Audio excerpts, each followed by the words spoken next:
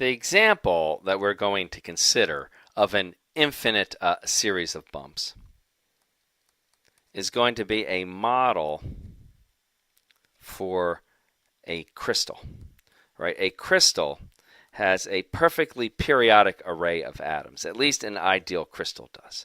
So my potential V of x is going to look something like so, right? It has an extremely large number of atoms, something like 10 to the 23rd. So it's really beginning to approach that infinite limit.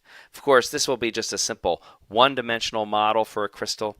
And so to model these strongly attractive nuclei, what we're going to look at is a model where I've just lined up a series of downward delta functions, all at the same separation, a from one another. These then represent the attractive nuclei, and what we're going to do is we're going to send in a unit wave of electrons, and we're going to study what happens in particular to the transmission coefficient when it comes out the other side, T sub n, as I keep adding more and more of these delta potentials.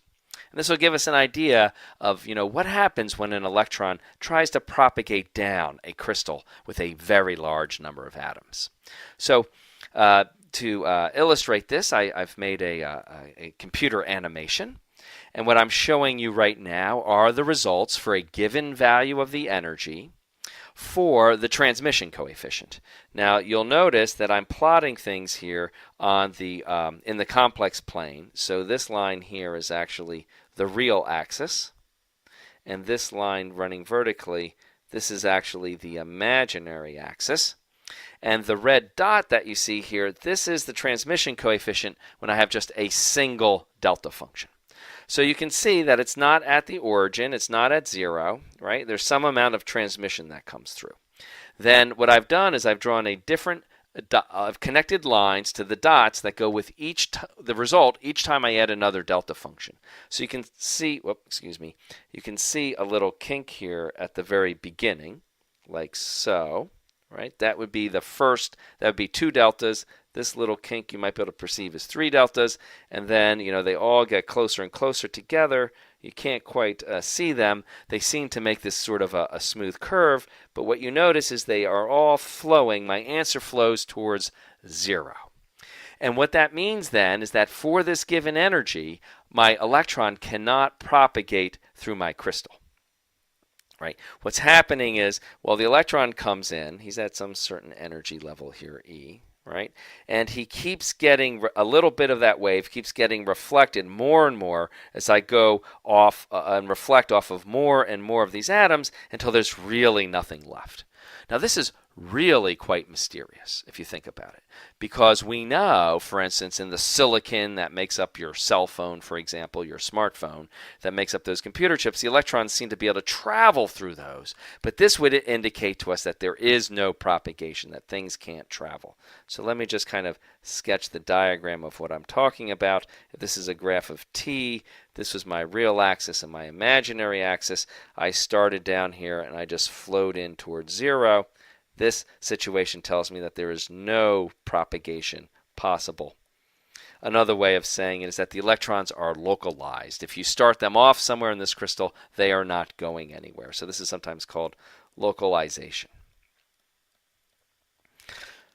Very good. Now, if we continue with this train of thought, we can ask, okay, what happens when I change the energy? So the next frame in my little movie here shows what happens when I change the energy. If I change the energy, stop, right, you can see it moves along, and then all of a sudden, at a certain frame here, let's see, I think I can control the frames, right, like so, right, it moves along, and then all of a sudden I hit a certain critical value of the energy, and then this remarkable thing happens, right? It traces out these interesting paths. And the intriguing thing about these paths, you'll notice, is that they never, ever go to the origin, right? I'm always able to propagate all the way through this crystal, right? The propagation probability never vanishes. I can indeed get electrons very nicely through a crystal like this. So that's a very different type of regime. In that case, And that's very good, right? Because this explains how it is that we can actually carry electricity through crystals of silicon or metallic materials, which are also crystalline. So when my real and imaginary does something like this, it looks like one of these very pretty spirograph toy patterns that we get. It never spirals inward. In this case, we get propagation. And you will notice, as I was showing you, you get propagation then through a series of different energies. This is called an energy band because that range of energies is the set of energies where we actually have possible propagation. Now, if I continue my movie, you'll notice it goes through a series of patterns, and then at a certain point, it stops. It starts getting stuck going back to the origin. And then here, I'll take you through one frame at a time, I think. That seems to work a little bit better. I go through here, and you see I get a propagation all the way through. Then at this critical energy, it's suddenly spiraling in again to the origin. There's no propagation in this energy range, but if I keep increasing the energy, I'll find another possible energy band. And then you get these very interesting patterns as we continue shifting the energy. So, this kind of a region where we have this no propagation, it's a gap that occurs between the allowed energy bands. This is the behavior that's characteristic in solid-state physics or condensed matter physics as what is known as a band gap in the propagation through a nearly infinite crystal. Terrific. So that's the basic idea of crystal physics in a quantum mechanical sense. How we can actually get the electrons, because even in a 3D case, it's very mysterious. It's very hard to shoot. There's no path where you can directly shoot the electron through. But through this very subtle kind of reinforcement where the multiple reflections here actually superpose to allow us to actually propagate through the crystal, we can actually get electrons all the way through a crystal, even though the atoms occupy most of the space and all of the possible clear paths.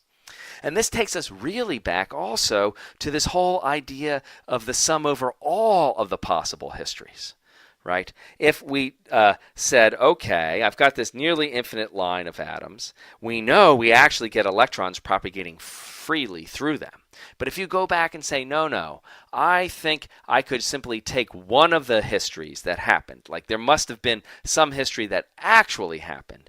But if you went and then calculated the coefficients that go with just one of these histories, they will not add together to give you this propagation through, and you will just get the wrong answer. Somehow or other, the electrons traveling through here explore all of the possible histories. They are all real in some very important sense that actually allows us to finally conduct electricity.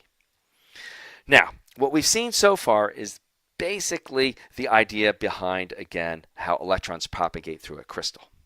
We can begin to ask a very interesting, somewhat more realistic question, and that is the following. What happens if there is some dirt in here? What if I don't have an ideal crystal? Because no crystal that we ever grow is atomically absolutely perfect. Every once in a while you will have what's called an impurity atom that has just somehow gotten into your crystal and stuck in there. Also, at room temperature, there are going to be all these fluctuations in the locations of the atoms. They will not be at their perfect locations, and that will represent a certain amount of randomness. So we can ask ourselves, what happens if there is some amount of disorder in the crystal? Now, when we do that, we can understand how we can actually study this issue of disorder when we have the abilities that we have now of looking at this renormalization group. Because computationally, this is very simple to do. Each time we now iterate this to get the transmission and reflection at the next level, we can just add a little bit of noise to our T and R, a little bit of a random number to T and R, and see how that actually affects these renormalization group flows as they are known. So let's take a look at that. We have another movie for that. So in this case, you can see the first energy that I had shown you before, and it's behaving very similarly, but now you'll notice you can see these little kinks in the pattern that of course are arriving from the randomness, but nonetheless, because I was not in an allowed energy region, this was a band gap region, there's quite expectedly no possible propagation. but I can increase the energy as I had before, and I'm going to keep increasing it until I get to that energy band region where propagation was allowed, and then something very interesting again will happen, right about here, right? So you'll notice it's trying to make a very similar sort of figure-8 pattern that it had made before.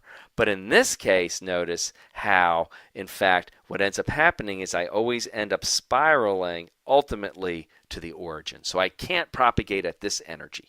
And if I keep moving forward like this, you will notice all of my patterns, they all eventually spiral around fine, but they all eventually spiral to the origin.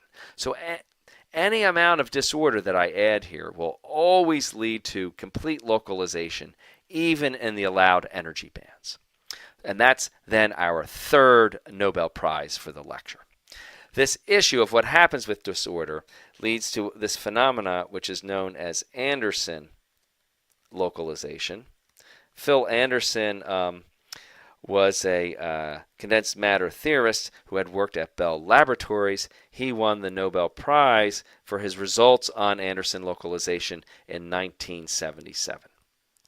And what he was able to show, in fact, was that an arbitrarily small amount of disorder in 1 or 2 dimensions will lead to localization at all possible energies, which isn't good news for us. But the great news for us is that we actually live in 3 dimensions. And in 3 dimensions, he was able to show there's a certain minimal critical amount of disorder. If you have less than that amount of disorder, the electrons can propagate through your crystal just like a knife through butter, like they do in the ideal case. And as we see, they actually do when we make our wires out of crystalline metals or our devices out of crystalline semiconductors. But there is, for all of these systems, a certain critical amount of disorder, and when you exceed it, then suddenly your electrons will no longer be able to propagate and they will become localized. And that then is our third Nobel Prize for the lecture. And on this very positive note then, I think we will end our discussion and end the course.